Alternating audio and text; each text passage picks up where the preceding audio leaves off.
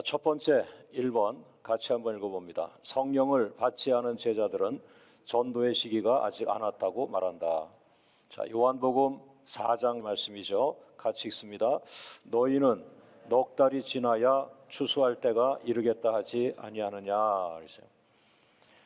예수님의 제자들은 아직 성령을 받지 않았습니다. 저는 그 지식으로는 알지만은 제가 목사가 되고 교회를 시작하고 또 지금까지 오는 동안에 저의 그 목회 삶을 멀리서 이렇게 지켜보면 나의 사역은 어느 순간에 성령이 임하였는가. 다시 말하면 그 120명이 기도하다가 성령을 받았다라는 증거가 분명하게 불같은 성령이 그들에게 임했습니다. 그러면 내가 목사였고 내가 교회 사역을 계속해 왔는데 나의 인생, 나의 목회 사역 중에는 그 순간이 언제였는가, 몇 년도, 어느 시점이었는가, 이런 생각을 한번 해보았습니다. 왜냐하면 그것이 반드시 필요할 것 같습니다. 여러분에게 반드시 필요한 건 뭐냐면 내가 언제 예수님을 믿고 구원받았느냐 하는 게 중요합니다. 그것을 너무 지나치게 밝혀도 안 되지만 그것을 너무 흐리멍텅하게 해놓으면 내가 구원받았는데 구원받았는지 안 받았는지 모르고 살아가는 것이고요.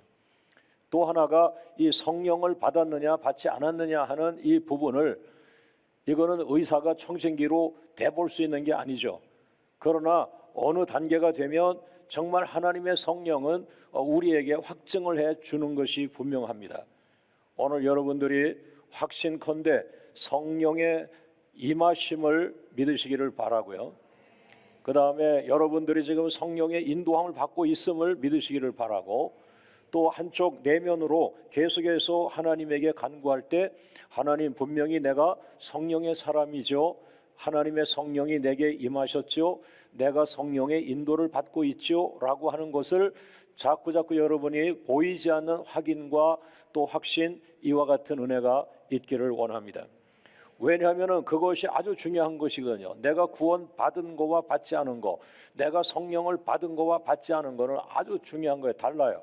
그런데 교회와 지도자들이 성령을 체험하지 않았다, 성령을 받지 않았다 그러면은 전도는 100번 무서워합니다. 두려워합니다. 싫어합니다. 그러나 성령이 임하면은 그 성령은 생명의 영이란 말이죠. 성령은 생명을 구원하도록 전도를 주도하시는 분이란 말이에요. 세계 선교를 주도하시는 분이 성령이라. 그래서 성령을 받은 사람들, 성령이 충만한 교회는 그냥 입을 열면 생명을 구원합시다, 예수를 믿게 합시다, 전도를 합시다, 이렇게 나가죠. 그런데 오늘 12명의 제자는 아직 사복음서에서 성령을 받지 않은 때이기 때문에 예수님이 지금 추수할 때가 되지 않았느냐라고 했지만은 아니에요. 예수님, 아직 4달이 더 있어야 열매가 맺어요, 이렇게 말한 거예요. 그러나 예수님은 그 곡식을 추수하는 걸 말한 것이 아니라 영혼 추수를 말하고 있는 것이에요. 할렐루야, 할렐루야.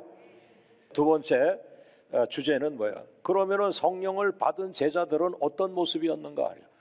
성령을 받은 제자들은 전도하기를 멈추지 않습니다. 그러니까 생명 구원하는 걸 멈추지 않는 거예요. 교회가 지역 전도가 끝나면 그 다음에 나라를 넘어서서 세계 전도를 또 하는 거예요. 그 다음에 어른들을 전도하면 그 다음에는 여름에는 뭐예요? 다음 세대, 어린 세대들을 또 전도하는 거예요. 제가 소원하기는 한 번 정도는 우리가 전도 대회를 어린이들만 전도하는, 그 대상이 어린이를 전도하는 그런 어린이 전도 대회를 한번 꼭 하면 좋겠어요. 교회 전체가 어린이들을 전도하는 거예요. 권사님, 어린이 몇 명 전도했어요? 나 옆집에 그 5명 다 데리고 왔어요. 할머니가 어린이를 전도해요. 어린이들이 막 많이 몰려와요. 왜? 여기저기서 어린이를 전도하는 거예요. 이 하나님이 얼마나 기뻐하겠어요. 할렐루야, 할렐루야. 그런데 사도행전 5장 42절 같이 읽어봅니다.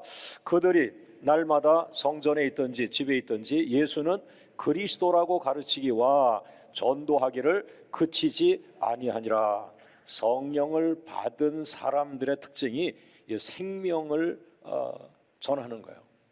그러니까 건강한 분은 아기 낳는 거를 기뻐하잖아요. 그런데 몸이 나쁘거나 병이 있거나 하면은 아기 가질 생각하지 말라 그러잖아요. 예.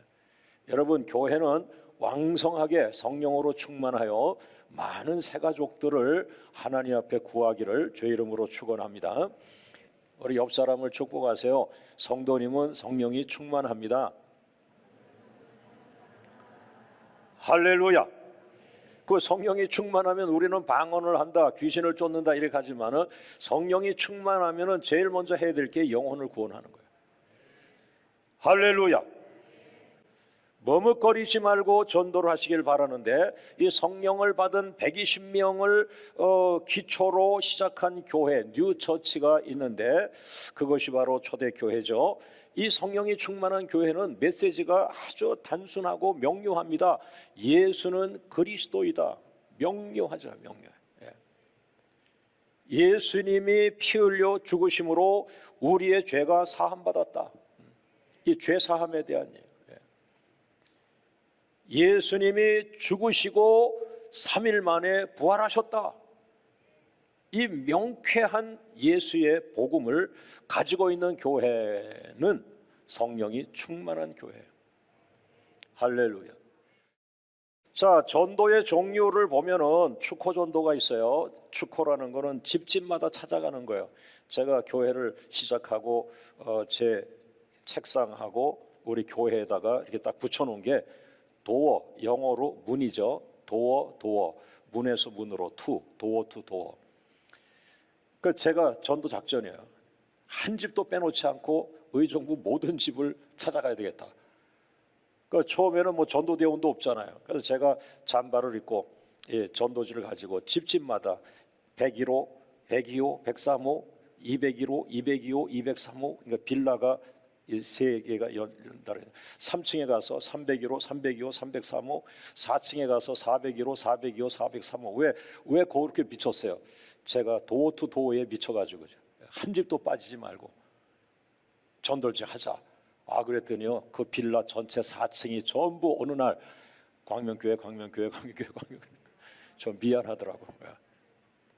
그런데 미안할 게 없어요. 지금 다 여기 훌륭한 안수 유사님, 권사님 다 거기 출신들이 많아요. 복을 많이 받으셨어요. 할렐루야. 자, 오른손 들고 문에서 문으로 도어 투 도어 한 가정도 빼놓지 마라. 할렐루야. 할렐루야. 그렇게 한동안 하다가 또 이게 불이 붙으니까 그 다음에는 어떻게 했어요? 토요일마다 바깥으로 나가고 목요일마다 성도 데리고 나가서 노방전도, 길거리를 다니면서 만나는 사람에게 전도지 주고 예수님을 믿으라고 하는 거예요. 이게 제일 어려워요. 왜? 한 번도 본 적도 없고 그냥 저기서 지나오는데 내가 딱 붙잡고 예수 믿으세요 이러니 얼마나 놀라겠어요. 이 사람이. 누가 더 놀라겠어요? 전도하는 사람은 준비나 하고 있지, 놀랄 준비나 하고 있지. 저 사람은 넋놓고 오는데 아저씨, 나 아저씨 아닌데요, 나 청년인데요. 그 얼마나 놀라겠어. 서로가 놀래. 그게 노방전도예요. 그러면서 의정부 역전 제일 만만한 데가 이제 의정부 역전이에요. 왜? 전도 안 돼도 2시간은 가면 되니까. 근데 그런 식으로 계속 전도하다가 나중에는 제가 깜짝 놀라. 지금 오신 목사님들, 최근에 우리 교회 등록하신 분들은 굉장히 좋은 때 오셨어요. 제가 한참 충만하고 막 난리칠 때는 120만 명을 전도하자. 120만 명. 그때부터 모든 것을 우리 광명교회에 그 마음을 주고 축복을 하기 시작했어요. 여러분, 갑자기 천사가 오지 않습니다. 여러분이 하나님을 기쁘게 하는 어느 날 어느 순간 천사가 나타납니다. 오늘 여러분들이 이 땅에서 평범하게 하나님을 기쁘게 하는 것, 지속적으로 하나님을 기쁘게 하는 것, 끊임없이 변함없이 하나님을 기쁘게 하는 그 순간 어느 날 하나님은 여러분의 급수를 높이면서 만날 수 없는 천사가 여러분 앞에 와서 여러분과 함께 가는. 할렐루야. 할렐루야. 자, 오른손 들고 따라합니다. 전도를 멈추지 말자. 할렐루야. 할렐루야. 세 번째, 태신자 관계 전도를 시작해야 합니다. 로마서 9장 3절 말씀 같이 읽습니다. 나의 형제 곧 골육의 친척을 위하여 내 자신이 저주를 받아 그리스도에게서 끊어질지라도 원하는 바로라. 여기에 나의 형제를 전도한다, 나의 골육 친척을 전도한다. 골육의 친척이라는 건 아주 뼛속까지 같은 DNA가 흘러가는 이종 사촌, 그 다음에 이렇게 형제, 삼촌, 이런 정도의 골육의 친척들을 표현하고 있는데, 그러나 여기에서는 유대인 전체를 말하고 있다고 넓은 의미를 볼 수도 있어요. 여러분, 바로 이 관계 전도는 나를 중심으로 해서 내 주변의 반경, 1시간, 2시간 이 반경, 혹은 직장이나 어떤 내가 살아가는 그 반경에서 만나고 있는 사람인데 아직 인사도 안 했고 내가 예수 믿는지도 모르고 있는데 내가 전도할 사람을 달라고 하는 기도했더니 그 전철 타고 가면서 그 만나던 어떤 그 청년이 자꾸 생각이 난다. 그래서 하나님, 내가 이름도 모르고 성도 모르는데 그 사람을 만나게 해주세요. 그리고 꼭 예수님을 전하게 해주세요. 이게 시작이에요. 이 카드에서부터 이름을 적으면 성령이 길을 여세요. 할렐루야, 할렐루야. 이 태신자 전도가 좋은 것은 뭡니까? 전혀 모르는 사람에게 전도지 한 장 해서 교회 나가세요 하는 거는 노방전도, 축호전도 이런 거예요. 그러나 관계전도는 이미 그 사람을 만나지 않았지만 내 안에서는 지금 30번 기도했고 40번 기도하고 계속 기도하고 있어요. 나는 그 사람과 첫 만남이 아니에요. 그런데 만약에 그 사람이 나의 전도를 받아가지고 교회로 온다 그러면 그 사람은 바로 우리 교회에 뭘 내려요? 뿌리를 내려요. 이 관계전도는 아주 유익한 것입니다. 예. 기도가 많이 들어간 거예요. 할렐루야. 지금 여러분 떠오르죠? 생각나죠? 이따가 잊어버려요. 빨리빨리 적어 놓으셔야 돼요. 성령이 역사할 때 떠오르는 그 심령들, 성령의 인도를 받아야 돼요. 할렐루야. 그런데 떠오르는데 내가 제일 무서워했던 사람이 떠올라요. 그래도 가장 무서워했던 사람하고 적으셔야 돼요. 여러분이 무서워했지 하나님은 그 사람을 아기처럼 구원하려고 해요. 할렐루야. 하나님의 시각, 하나님의 생각. 할렐루야. 자, 네 번째, 여러분, 이 한나가 바로 아기가 없었는데 아기를 달라고 하는 기도를 했다라고 하는 주제에서 성경에서 최고예요. 한나처럼 아기를 원하고 아기를 달라고 생명을 걸고 기도한 여자로서 한나를 최고의 모델로 꼽고 있어요. 그래서 우리 태신자 기도도, 잉태 기도도 우리 한나의 기도를 본받아 가야 된다, 이런 얘기입니다. 따라합니다. 한나는 잉태 기도를 시작하였다. 한나는 아기의 생명이 귀중함을 깨닫고 아기를 잉태하고자 기도를 시작하였다. 여러분, 아무나 잉태 기도 안 합니다. 아이가 없어도 아기 달라고 기도 잘 안 해요. 그냥 나는 아기를 못 낳는다 생각하고 있지. 그래서 선생님이 갔는데 병원에서 아기를 못 낳는다고 하는데도 불구하고 계속해서 하나님께 와서 기적을 만들어 달라, 나한테 아기를 달라 하는 사람은 이유가 있는 거예요. 당신은 아기도 못 낳으니까 아기도 못 낳아요. 아기 못 낳는 것으로 핍박받고 고통받고 내 인생이 지옥이 될 때 이 사람은 두 가지입니다. 죽든지 아니면은 어떻게 하든지 아기를 낳아야 되겠다 하는 이런 그 아기의 귀중함을 너무 늦게 깨닫지만, 그러나 늦게라도 아기가 귀중하구나, 아기 생명의 소중함을 깨달아요. 그 아기 생명을 소중한 걸 깨닫는 순간부터 하나님 앞에 나옵니다. 남편이 입던 아래 위 추리닝 큼직한 거를 입고 남편의 차를 몰고, 남편은 교회 안 나오니까요, 예배당의 맨 앞자리에서 계속 울면서 기도합니다. 무슨 기도했겠어요? 안 들려요. 뭐라고 기도했겠어요? 아기를 달라고 기도하는 거예요. 여러분, 목사가 되고 제가 부목사로 일을 했어요. 그런데 신방을 열심히 하고 성도들 가리키고 정신없이 열심히 했어요. 그랬는데 교회를 개척하고 나니까 내가 부목사 때 신방을 많이 했는데 하는 거는, 그거는 거기 축에도 안 들어와. 담임 목사가 되고 교회를 시작하고 빈 교회 열쇠를 따고 들어오고, 왜 다른 교회는 열쇠를 열어놓는데 우리는 이 잠그고 들어가고 해야 되나? 저는 도봉동에서 출근을 했거든요. 그러니까 의정부의 지하실을 잠궈놔야 몇 시간이라도 내가 갔다 오고 또 열고 이렇게 하는데, 교회를 지하실에서 시작하고 나면서부터 저 마음에 부닥친 게 뭐냐면은 설교는 하겠는데 설교는 몇 번이라도 하겠는데 전도는 못 하겠어요. 그때 제가 깨달았어요. 내가 모시고 있는 예수님이, 내가 예수님을 전해야 되는데, 죄송합니다, 예수님을 상품으로 표현한다면 내가 팔고 있는 상품에도 자신감이 없었던 거예요.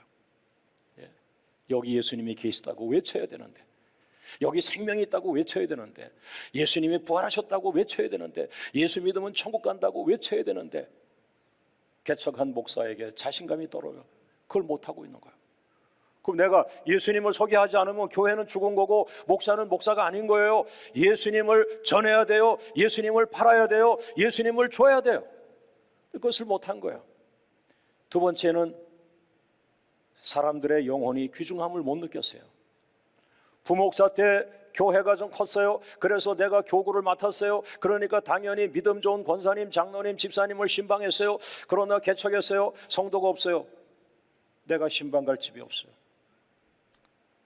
무서운 일 두 가지가 생긴 거예요. 내가 과연 예수의 사람인가? 내가 이 의정부 땅을 다니면서 저 사람들에게 예수를 말할 수 있는 것인가? 내 안에 있는 예수님은 그런 예수님인가? 이것이 첫째 숙제였고, 두 번째는 그 사람들의 소중함. 한 명, 두 명 와서 예배 드리는데 오늘 세 명이 와서 예배 드렸다지, 그 영혼이 내 영혼보다 더 소중하다, 그 영혼은 돈 주고 살 수 없는 영혼이다 하는 영혼의 소중함이 없었던 거야.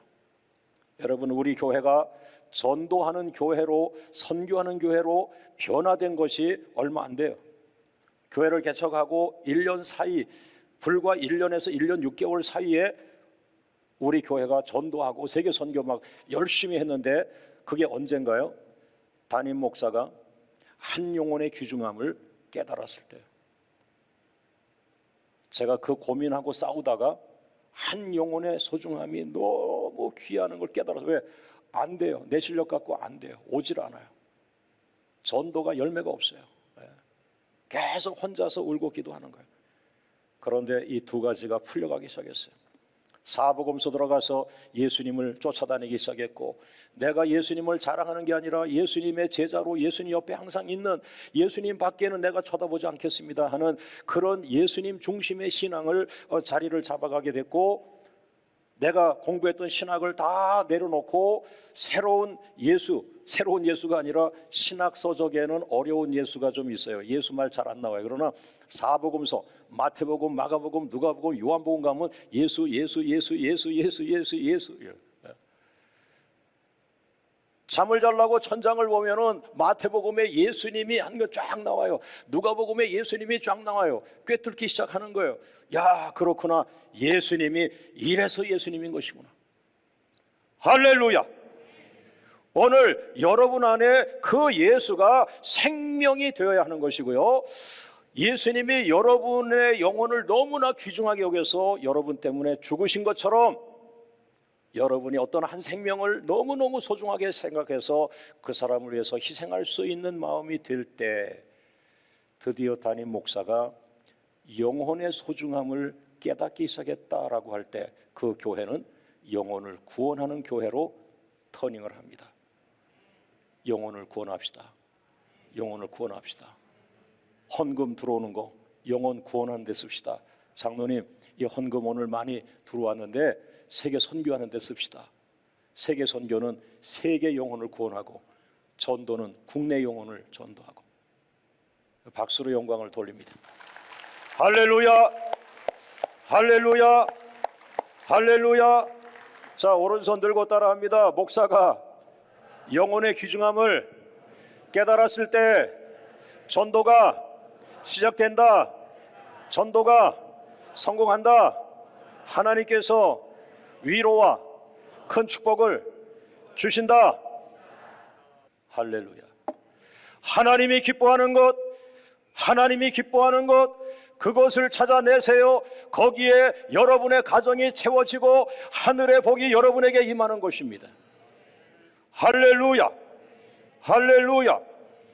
이제 끝으로 다섯 번째, 한나라는 여자가 한 영혼을 너무 소중하게 해서 잉태하고 싶다. 하나님 나에게 아기를 주세요. 나에게 아기를 주세요 하는 이 절박한 임신을 위한 기도를 그가 했는데, 우리 태신자 잉태 기도를 한나처럼 우리가 한 영혼을 소중하게 여기면서 해야 되겠다. 그러므로 한나는 어떻게 간절한 마음으로 잉태 기도하였는가? 따라합니다. 첫째로, 마음이 괴로워서 여호와께 기도하고 통곡하였다. 통곡해야 돼요. 이거 돈으로 살 수 없는 거예요.